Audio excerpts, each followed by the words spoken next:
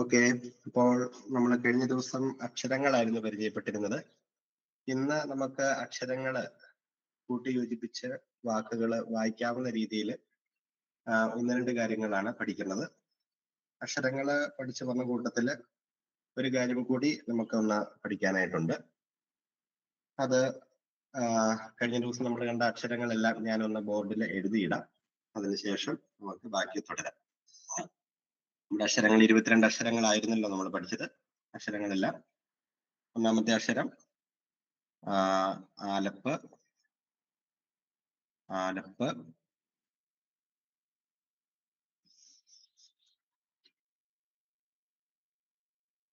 ആലപ്പ്, base,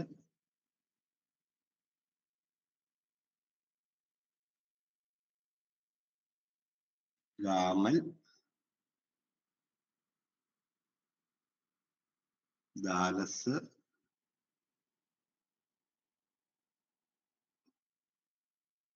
ഹേ, വാവ്,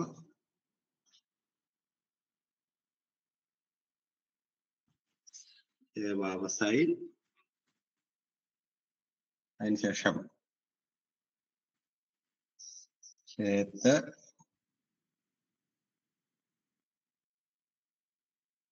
ചേത്ത്, യോത്, കാപ്പ്, ലാമത്, മിം,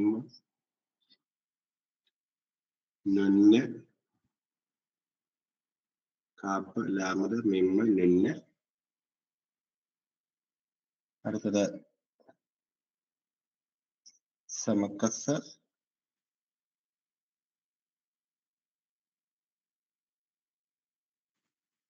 യെ,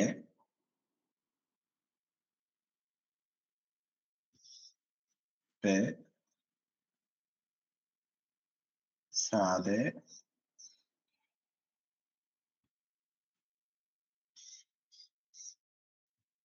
കൂപ്പ്, റേഷ്,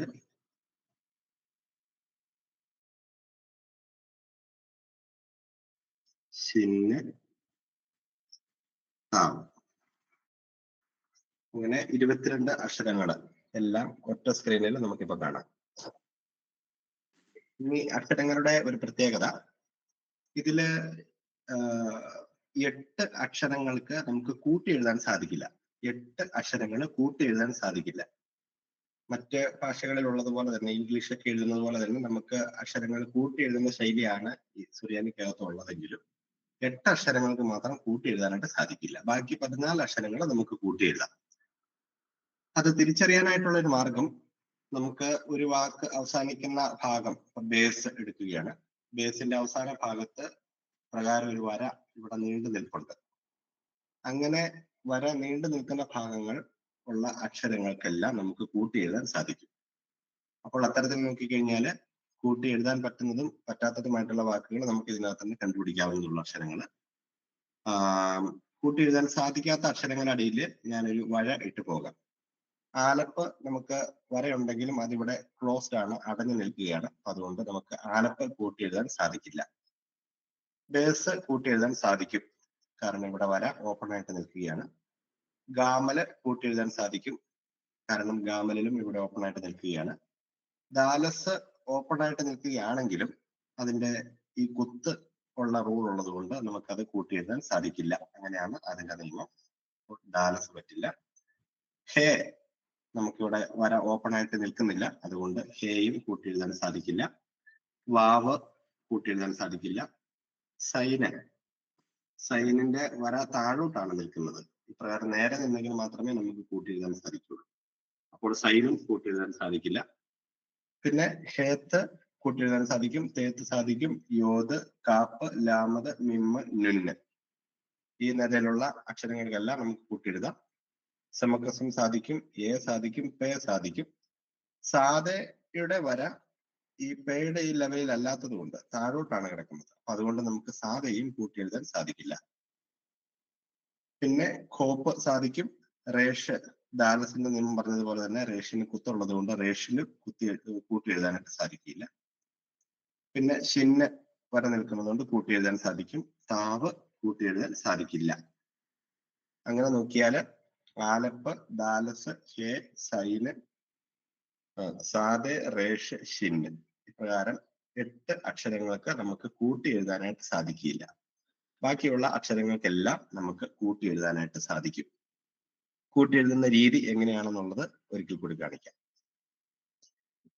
ഞാനിവയെല്ലാം അയക്കുവാണ്. കൂട്ടി എഴുതുന്ന അക്ഷരങ്ങൾ കൂട്ടി എഴുതുന്നത് മാത്രം കാണിക്കുകയാണ്.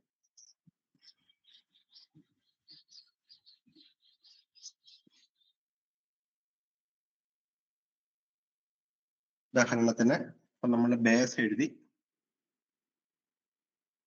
ബേസിനോട് ആലപ്പ് കൂടിച്ചേരുന്നത് എങ്ങനെയാണെന്നാണ് കാണുന്നത്. ആലപ്പ് കൂടിച്ചേരുന്നത് പ്രകാരം കൂട്ടിച്ചേർത്ത് നമുക്ക് എഴുതാൻ സാധിക്കും.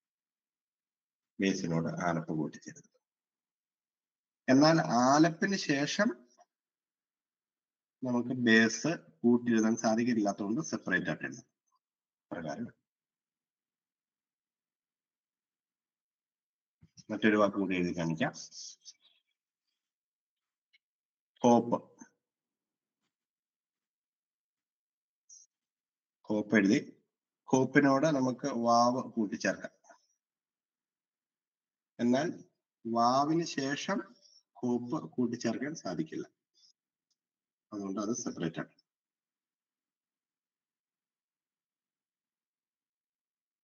ഒരക്ഷരം കൂടി കാണിക്കാം. നമ്മള് തേത്ത് എഴുതുന്നു. തേത്ത്. തേത്തിനോട് നമുക്ക് യോത് കൂട്ടിച്ചേർക്കാൻ ആഗ്രഹിക്കുകയാണെങ്കിൽ യോത് കൂട്ടിച്ചേർക്കുന്നു.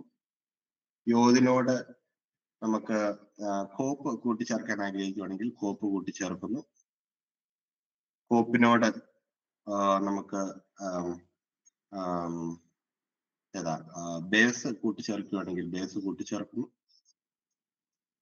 ഇങ്ങനെ തുടർച്ചയായിട്ട് കൂട്ടിച്ചേർത്ത് നമുക്ക് അക്ഷരങ്ങൾ എഴുതാം. എപ്പോഴെങ്കിലും നമുക്ക് കൂട്ടിച്ചേർക്കാൻ പറ്റാത്ത അക്ഷരം വന്നാൽ കൂട്ടിച്ചേർക്കാതെ തന്നെ എഴുതുകയും ചെയ്യണം. ഇതിനോട് നമുക്ക് ആലപ്പ് കൂട്ടിച്ചേർക്കാം. പക്ഷെ ആലപ്പിന് ശേഷം വേറൊരു അക്ഷരം കൂട്ടിച്ചേർക്കാൻ പറ്റത്തില്ലാത്തതുകൊണ്ട് ഇനി ഒരു അക്ഷരം ഏത് എഴുതിയാലും അത് കൂട്ടിച്ചേർക്കാതെ എഴുതണം. ഇനി ഇതിന് ശേഷം ഞാൻ ഷിന്നാണ് എഴുതാൻ ഉദ്ദേശിക്കുന്നത്. ഷിന്ന് കൂട്ടിച്ചേർക്കാത്ത എഴുതണം. കാരണം ആലപ്പിനോട് കൂട്ടിച്ചേരില്ല. അപ്പൊ സെപ്പറേറ്റ് ആയിട്ട് പ്രകാരമാണ് നമ്മൾ അക്ഷരങ്ങൾ കൂട്ടിച്ചേർത്ത് എഴുതുന്നത്. ഇനി നമുക്ക് സുറിയാനിയിലെ 3 അക്ഷരങ്ങൾക്ക് പ്രത്യേകതകളുണ്ട്. അതിന്റെ എൻഡിങ്ങിൽ സാധാരണ നമ്മൾ കണ്ട 22 അക്ഷരങ്ങളും നോർമൽ രീതിയിൽ എഴുതി പോകാം. എന്നാൽ ഒരു വാക്കിന്റെ അവസാനത്തില് 3 അക്ഷരങ്ങൾക്ക് പ്രത്യേകതകളുണ്ട്. അതിൽ ഒന്നാമത്തെ അക്ഷരം കാപ്പ് ആണ്. കാപ്പ്. കാപ്പ്. രണ്ടാമത്തെ അക്ഷരം നുന്ന് ആണ്. നുന്ന്. മൂന്നാമത്തെ അക്ഷരം മിമ്മ. ഈ 3 അക്ഷരങ്ങൾക്ക് അത് ഒരു വാക്കിന്റെ അവസാനത്തിൽ വന്നാൽ അവയ്ക്ക് പ്രത്യേകതയുണ്ട്. കാപ്പ് എന്ന് പറയുന്ന അക്ഷരത്തിന്റെ തുടക്കത്തിൽ, കാപ്പ് എന്ന് പറയുന്ന അക്ഷരം ഒരു വാക്കിന്റെ തുടക്കത്തിൽ വന്നാലും ഇടയ്ക്ക് വന്നാലും കാപ്പിന്റെ ഈ ഫോമാണ് ഉപയോഗിക്കേണ്ടത്. എന്നാൽ അവസാനത്തില്, ഒരു വാക്കിന്റെ അവസാനത്തില് കാപ്പ് വരികയാണെങ്കിൽ, അത് കൂടിച്ചേരുകയാണെങ്കിൽ അതിന് ഇപ്രകാരം ഒരു ഫോമാണ് പൊതുവെ നമ്മൾ ഉപയോഗിക്കുന്നത്. ഇങ്ങനെ നിൽക്കും. അപ്പൊ നമ്മളെ നുന്ന് എന്ന് പറയുന്ന അക്ഷരത്തോട് കാപ്പ് കൂടിച്ചേരുന്ന രീതിയിലാണെങ്കിൽ നമുക്ക് നുന്നിന്റെ അറ്റത്ത് കാപ്പ് ഇപ്രകാരം എഴുതി വയ്ക്കാം.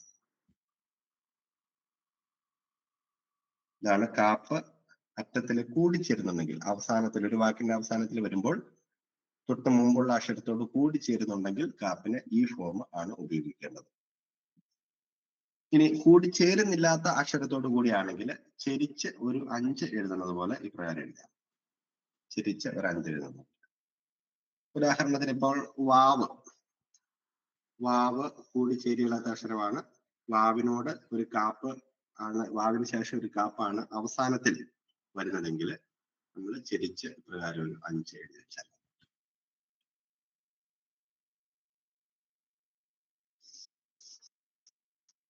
രണ്ടാമത് നുന്നിന്റെ പ്രത്യേകതകളാണ്. നുന്നിനും ഇതുപോലെ തന്നെ 2 ഫോമുകളുണ്ട്. അവസാനത്തില് കൂടിച്ചേരുന്നതും കൂടിച്ചേരാത്തതുമായിട്ടുള്ള 2 ഫോമുകൾ. കൂടിച്ചേരുകയാണെങ്കിൽ അവസാനത്തില്, തുടക്കത്തിലും ഇടയ്ക്കുമാണെങ്കിലും നുന്നിന്റെ നോർമൽ ഫോം തന്നെയാണ്, മാറ്റമൊന്നുമില്ല. അവസാനത്തിൽ കൂടിച്ചേരുകയാണെങ്കിൽ നുന്ന് ഇപ്രകാരമായി ഇങ്ങനെ താഴോട്ട് ഒരു വര പോകും. അവസാനത്തിൽ കൂടിച്ചേരുന്നുണ്ടെങ്കിൽ നുന്നിന് താഴേക്ക് ഒരു വര ഇപ്രകാരം. ഈ ആദ്യം വരച്ച വര അത് മറ്റ് വാക്കിനോട് കണക്ട് ചെയ്യാനായിട്ടുള്ള ഒരു വര കൂടിയാണ് എന്നൊരു പ്രത്യേകം ഓർക്കുക. അടുത്തത് എന്ന് പറയുന്നത് കൂടിച്ചേരുന്നില്ലാത്ത നുന്നാണ്. കൂടിച്ചേരുന്നില്ലാത്ത നുന്ന് നേരെ ഓപ്പോസിറ്റ് സൈഡിലോട്ട് ഒരു വര വരും. അപ്പോൾ ആദ്യം ഒരു ഡോട്ട് പോലെ ഇട്ടിട്ട് തിരിച്ച് എഴുതുക. ആദ്യം ഒരു ഡോട്ട് പോലെ ഇട്ടിട്ട് തിരിച്ച് എഴുതുക. അപ്പോൾ ഒരു അക്ഷരത്തോടുകൂടി എങ്ങനെയാണ് കൂടിച്ചേർക്ക് എഴുതുന്നതെന്ന് നമുക്ക് നോക്കാം. ഇപ്പൊ ലാമത് എഴുതുകയാണ്. ലാമതിനോട് നുന്ന് കൂടിച്ചേരുന്നതുകൊണ്ട് നേരെ താഴോട്ട് ചെരിച്ചൊരു വര പോയാൽ മതി. കൂടിച്ചേരുന്നില്ലാത്ത അക്ഷരമായിട്ട് നമുക്ക് പറയാവുന്നത് റേഷ് എടുക്കാം. റേഷ് കൂടിച്ചേരുന്നില്ല, അതുകൊണ്ട് മാറ്റി എഴുതാം. റേഷിനോട് കൂടിച്ചേരിയല, അതുകൊണ്ട് നമ്മൾ നേരെ ഓപ്പോസിറ്റ് സൈഡിൽ ചെരിച്ചിരുന്നു. ആദ്യം ഡോട്ട് പോലെ ഇട്ടിട്ട് തിരിച്ചു പ്രകാരമാണ് അത് എഴുതുന്നത്. പെണ്ണിന് കാപ്പിനെ പോലെ തന്നെ 2 ഫോമുകൾ. ഇനി ഒരെണ്ണം കൂടി ഉള്ളൂ, മിമ്മ്. മിമ്മിന് കൂടി ചേരുന്നുണ്ടെങ്കിലും ഇല്ലേലും ഒരേ ഒരു ഫോം മാത്രമേ ഉള്ളൂ. അത് നമ്മൾ ഇംഗ്ലീഷിലെ പി എഴുതുന്നത് പോലെ, പക്ഷെ ചെരിച്ച് ഒരു വര ഇട്ടതിന് ശേഷം പ്രകാരം ഒരു ഫോം ആയിരിക്കും. പിയുടെ വലത് സൈഡിൽ നമ്മൾ വട്ടത്തിലാണ് നിൽക്കുന്നത്. മിമ്മിൻ്റെത് മാത്രം ചതുരത്തിൽ നിന്നാൽ മതി. അതിന്റെ മുകളിലത്തെ കാലിന്റെ അവിടെ ഒരു വര ചില പുറത്തോട്ട് ചാടി നിൽക്കുമെന്ന് മാത്രമേ. നമ്മുടെ എഴുതി കാണിക്കാം. ആദ്യം ചെരിച്ച് ഒരു വര, എന്നിട്ട് മുകളിൽ. ഇതാണ് മിമ്മിന്റെ. ഇത് കൂടിച്ചേർന്നാലും കൂടിച്ചേർന്നില്ലേലും മിമ്മിന് ഈ ഫോം തന്നെയായിരിക്കും. ഉദാഹരണം, ആലപ്പിനോട് മിമ്മ് ചേരുകയാണെങ്കിൽ കൂടിച്ചേർന്നാലും ചേർന്നില്ലേലും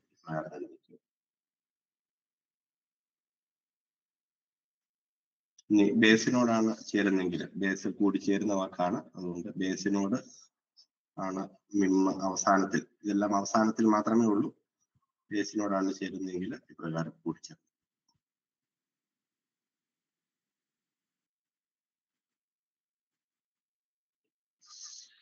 അപ്പൊ ഇതാണ് ആ പ്രത്യേകതയുള്ള 3 വാക്കുകൾ: കാപ്പ്, നുന്ന്, മിമ്മ്. കാപ്പിന് 2 ഫോം, നുന്നിന് 2 ഫോം, മിമ്മിന് 1 ഫോം.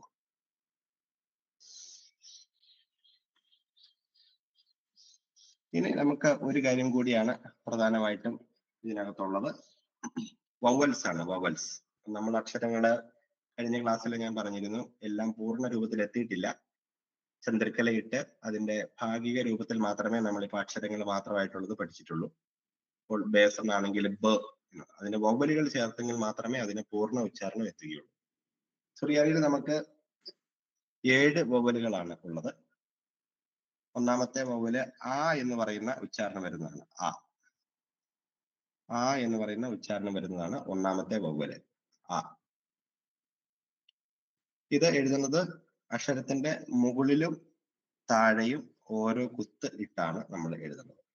സുറിയാനിയിലേക്ക് ഇപ്പൊ ഞാൻ മലയാള അക്ഷരത്തിന്റെ മുകളിൽ ഇട്ടെന്ന് മാത്രമേ ഉള്ളൂ. സുറിയാനിയിൽ എഴുതുമ്പോൾ ഞാനിപ്പോൾ ആ എന്ന് പറയുന്ന ഉച്ചാരണം വരുന്നത് എഴുതുകയാണ്. ആലപ്പെഴുതി, ആലപ്പിന്റെ ഒരൽപ്പം കൂടി താഴോട്ടിരുന്നു, ആലപ്പ് എഴുതി, ആലപ്പിന്റെ മുകളിലും താഴെയും ഓരോ കുത്ത് ഇട്ടാല് ആ എന്ന് പറയുന്ന ഉച്ചാരണം വന്നു. ബേസിനാണ് ഇടുന്നതെങ്കിൽ ബേസ് എഴുതുന്നു, മുകളിലും താഴെയും ഓരോ കുത്തിട്ടാൽ ബ എന്ന് പറയുന്ന ഉച്ചാരണം. ഇതാണ് ഒന്നാമത്തെ വവ്വൽ.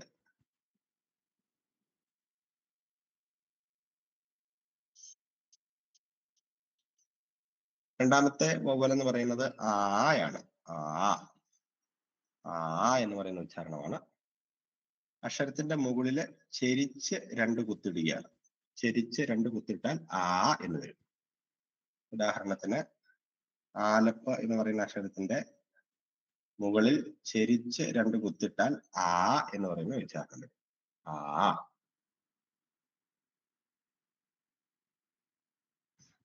ബേസിലാണെങ്കിൽ ബേസ് എഴുതുന്നു. ബേസിന്റെ മുകളിൽ ചെരിച്ച് 2 കുത്തിട്ടാൽ ബാ എന്ന് പറയുന്ന ഉച്ചാരണം വരും. ബാ.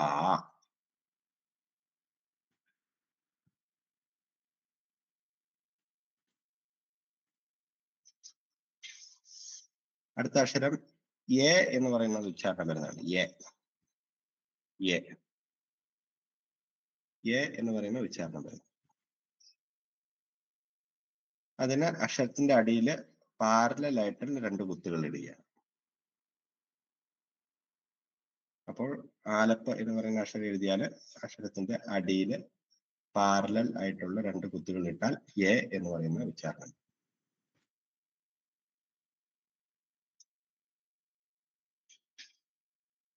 അടുത്തത് എ എന്ന് പറയുന്ന ഉച്ചാരണം വരുന്നതാണ്.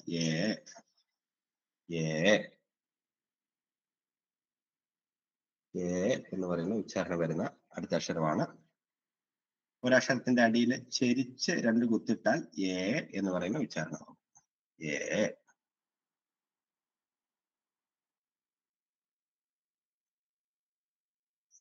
ഉദാഹരണത്തിന് ആലപ്പ് എഴുതുകയാണ്. ആലപ്പിന്റെ അടിയിൽ ചെരിച്ച് 2 കുത്തിട്ടാൽ എ എന്നത്. ബേസിന്റെ അടിയിലാണെങ്കിൽ ബേ എന്നത്.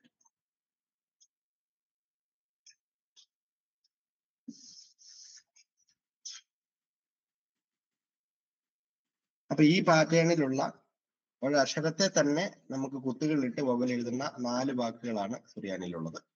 4 വവ്വൽസുകളാണ് സുറിയാനിയിലുള്ളത്. ആയ്, ആ, എ, ഇങ്ങനെ 4 വാക്കുകളാണ്, 4 അക്ഷരങ്ങൾ, 4 വവ്വൽസുകളാണ് ഒരേ പാറ്റേണിലുള്ളത്. ഇനി മറ്റൊരു പാറ്റേൺ ആണ്. അതിലെ ഒന്നാമത്തെ വവ്വൽ എന്ന് പറയുന്നത് ഓ ആണ്. ഓ മലയാളത്തിലെ ഓ എന്ന് പറയുന്നതാണ്.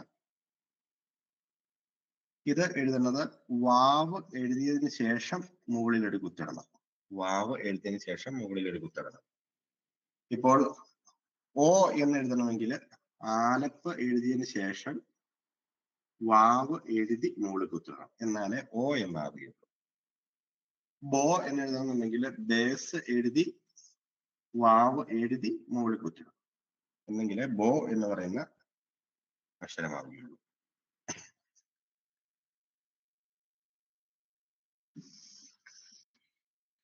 രണ്ടാമത്തേത് ഉ എന്ന് പറയുന്ന ഉച്ചാരണം വരുന്നതാണ്. ഉ. വാവ് ഓയ്ക്ക് വാവിന്റെ മുകളിലായിരുന്നെങ്കിൽ ഉ എഴുതുമ്പോൾ വാവ് എഴുതിയിട്ട് അടിയിൽ കുത്തിടണം. വാവ് എഴുതണം, അടിയിൽ കുത്തിടണം. അപ്പോൾ ഉ എന്ന് പറയുന്ന ഉച്ചാരണമാണെങ്കിൽ ആലപ്പ് എഴുതുന്നു, വാവ് എഴുതുന്നു, അടിയിൽ കുത്തിടുന്നു. ഉ. ബു എന്നാണെങ്കിൽ ബേസ് എഴുതുന്നു, വാവ് എഴുതുന്നു, അടിയിൽ കുത്തിടുന്നു. ബു. അങ്ങനെ എല്ലാ അക്ഷരങ്ങളും.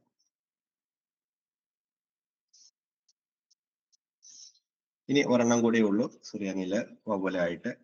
ഇ എന്ന് പറയുന്ന ഉച്ചാരണം വരുന്നതാണ്. ഇ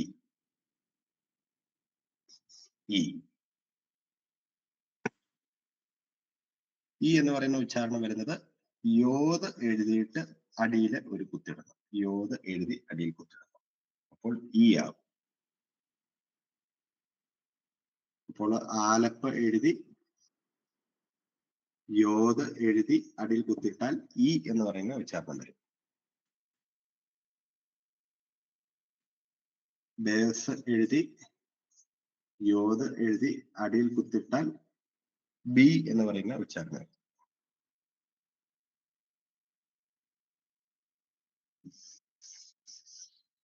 അപ്പോൾ ഇപ്രകാരം നമുക്ക് സുറിയാനിയിലെ 7 വവ്വലുകളാണ്. ഒരിക്കൽ കൂടി പറയാം. ആ എന്ന് പറയുന്നത് ആ, എ, അത്രയും ഒരു പാറ്റേണ്. അത് അക്ഷരത്താൽ തന്നെ നേരിട്ട് കുത്തിടുകയാണ്. അടുത്ത മൂന്നെണ്ണം അടുത്ത പാറ്റേണിൽ 3 അക്ഷരങ്ങളാണുള്ളത്. അത് അഡീഷണൽ ഒരു വാക്കിട്ട് നമ്മൾ എഴുതുന്നതാണ്. ഇപ്പൊ ഓ എന്ന് എഴുതണമെങ്കിൽ ആലപ്പെഴുതി വാവെഴുതി മുകളിൽ കുത്തിടണം.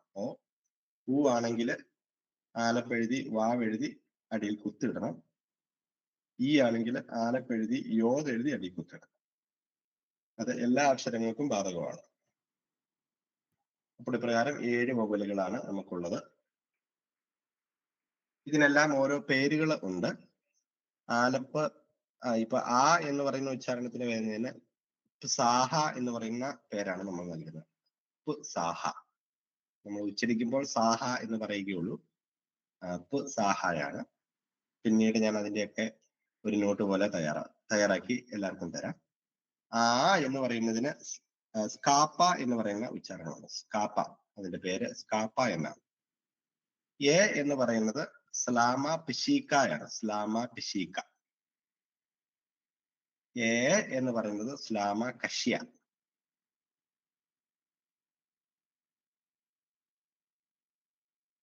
ഓ എന്ന് പറയുന്നത് റിവാഹ എന്നാണ്. റിവാഹ.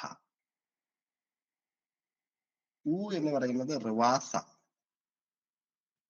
ഇ എന്ന് പറയുന്നത് ഹ്വാസ. ഇതിന്റെയൊക്കെ പേരുകള് ഞാൻ നമ്മുടെ ക്ലാസ് ആരംഭിച്ചപ്പോൾ നമ്മുടെ ഗ്രൂപ്പിലെ ഒരു PDF ഫയല് അയച്ചു തന്നിരുന്നു, ഒരു ടേബിൾ ആയിട്ട് അക്ഷരങ്ങളുടെ എല്ലാം കൂടെ കൂടി. അതിനകത്ത് ഇതിന്റെ എല്ലാം പേരുകൾ, ഈ വോവൽസിന്റെ എല്ലാം പേരുകൾ കൃത്യമായിട്ട് ഞാൻ കുറിച്ച് വെച്ചിട്ടുണ്ട്. റെഫർ ചെയ്യേണ്ടവർക്ക് അത് റെഫർ ചെയ്യാവുന്നതാണ്. ഇനി നമുക്ക് ഒരു കാര്യം കൂടിയേ ഉള്ളൂ. സുറിയാനിയിൽ നമുക്ക് ഒരു 6 അക്ഷരങ്ങൾക്ക് ഹാർഡ് ഫോമും സോഫ്റ്റ് ഫോമും ഉണ്ട്. Hard form, soft foam, 6 അക്ഷരങ്ങൾക്ക്. അതിന് നമ്മൾ പറയുന്ന പേര് ബഗദഗപ്പസ് എന്നാണ്. ബഗദഗപ്പസ്. ആ പേര് കേൾക്കുമ്പോൾ തന്നെ അറിയാം അതിനകത്ത് വരുന്ന 6 അക്ഷരങ്ങൾ ഏതൊക്കെയാണ് എന്ന്. ഒന്നാമത്തെ അക്ഷരം ബേസ് ആണ്. ബേസ്. ബേസ് അല്പം കൂടി താഴോട്ടില്ല. ഒന്നാമത്തെ അക്ഷരം ബേസ്. രണ്ടാമത്തെ അക്ഷരം ഗാമൽ. മൂന്നാമത്തെ അക്ഷരം ദാലസ്.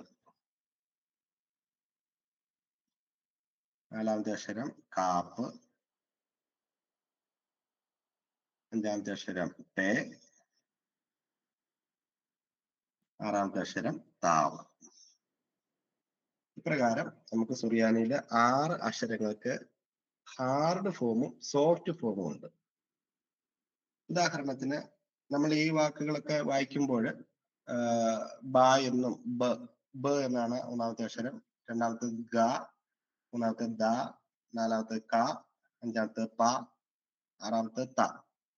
അപ്രകാരമാണ് വായിക്കുന്നത്. സാധാരണ നമ്മൾ ഒരു പുസ്തകം, സുറിയാനിയിലെ ഒരു പുസ്തകം കിട്ടിയാൽ ചില അവസരങ്ങളിൽ ഇതിന്റെ മുകളിൽ ഇങ്ങനെ ഒരു കുത്തു മാത്രമായിട്ട് ഓരോ അക്ഷരങ്ങളുടെ, ദാലസിന്റെ അടിയിൽ അങ്ങനെ ഒരു കുത്തുള്ളതുകൊണ്ട് പ്രത്യേകിച്ച് അങ്ങനെ കാണാറില്ല. ബാക്കിയുള്ള അക്ഷരങ്ങൾക്ക് ചിലപ്പോൾ ദാലസിനും ഉണ്ടാവും. ഇങ്ങനെ മുകളിൽ ഒരു കുത്ത് ഇട്ട് ചിലപ്പോൾ ഈ അക്ഷരങ്ങൾ എഴുതും. അതിന് അതിന്റെ ഹാർഡ് ഉച്ചാരണം തന്നെയാണ്. ഹാർഡ് ഉച്ചാരണം എന്ന് പറയുമ്പോൾ ഇതാണെങ്കിൽ ബ എന്ന് പറയും, ഇതാണെങ്കിൽ ഗ എന്ന് പറയും, ഇതാണെങ്കിൽ ദ എന്ന് പറയും, ഇതാണെങ്കിൽ ക എന്ന് പറയും, ഇതാണെങ്കിൽ പ എന്ന് പറയും, ഇതാണെങ്കിൽ ത. എല്ലാം വവ്വലും കൂടി ഇട്ട് കഴിയുമ്പോഴേ പൂർണ്ണ ഉച്ചാരണം വരികയുള്ളൂ. എങ്കിലും ഹാർഡ് ഉച്ചാരണം പറയാൻ വേണ്ടി മാത്രമാണ് ഇതിപ്പോ പറയുന്നത്. എന്നാല് ഇതേ അക്ഷരങ്ങളുടെ അടിയിൽ ഒരു കുത്ത് ഇട്ടു പോയാൽ അതിന് സോഫ്റ്റ് ഉച്ചാരണം വരും. ഞാൻ മുകളിലത്തെ ഈ കുത്തുകളും ആ ഉച്ചാരണങ്ങളും ഞാൻ വായിക്കുകയാണ്. അടിയിൽ കുത്തുകൾ ഇടുകയാണെങ്കിൽ, ഇപ്പൊ ബേസിന്റെ അടിയിൽ ഒരു കുത്തിടുകയാണെങ്കിൽ അത് വാ എന്നായിരിക്കും ഉച്ചരിക്കുന്നത്. വാ. ഗാമലിന്റെ അടിയിൽ ഒരു കുത്തിട്ട് കഴിഞ്ഞാൽ അത് ഗ എന്ന് പറയുന്നത് ഒരിച്ചിരി സോഫ്റ്റ് ആയിട്ട് ഉച്ചരിക്കും. ഗ.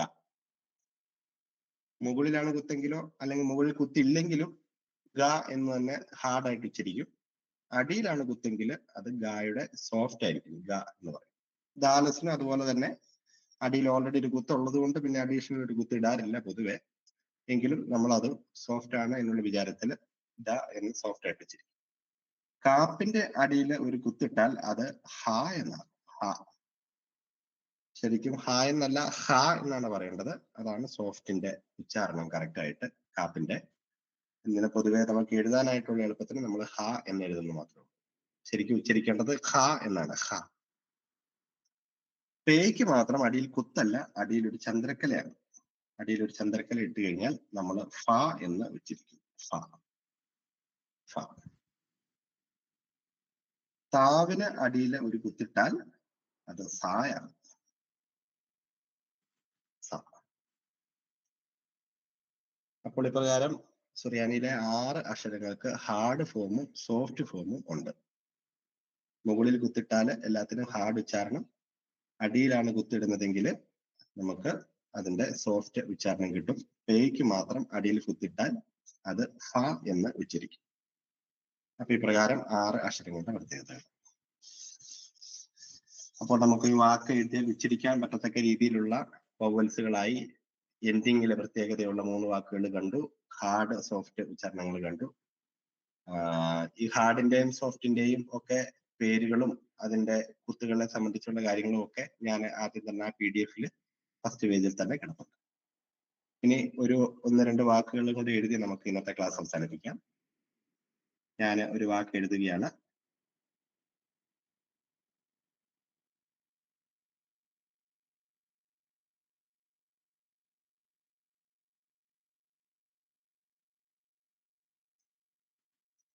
ഓക്കെ. ഒന്നാമത്തെ അക്ഷരം മിമ്മ്. മിമ്മിന് ആ വവ്വല് വന്നു, അപ്പൊ മാ എന്നായി. രണ്ടാമത്തെ അക്ഷരം ലാമതാണ്, അതിന് വവ്വലൊന്നും ഇല്ല, അതുകൊണ്ട് മല്ല്, മല്ല് എന്നായി, മല്ല്. മൂന്നാമത്തെ അക്ഷരം കാപ്പാണ്.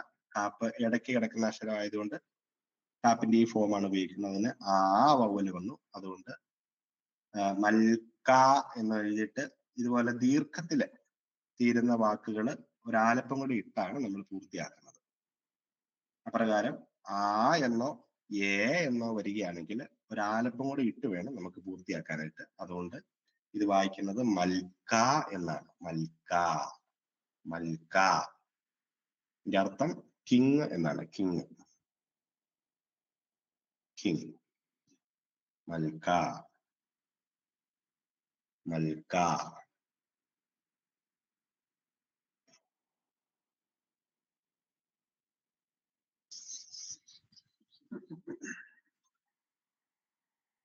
ഇനി മറ്റൊരു വാക്ക് നമ്മള് എളുപ്പമുള്ള ഒരു വാക്ക് പറയുകയാണെങ്കിൽ മാതാവിന്റെ മറിയത്തിന്റെ വാക്ക് മറിയം എന്ന് തന്നെയാണ്. മറിയം.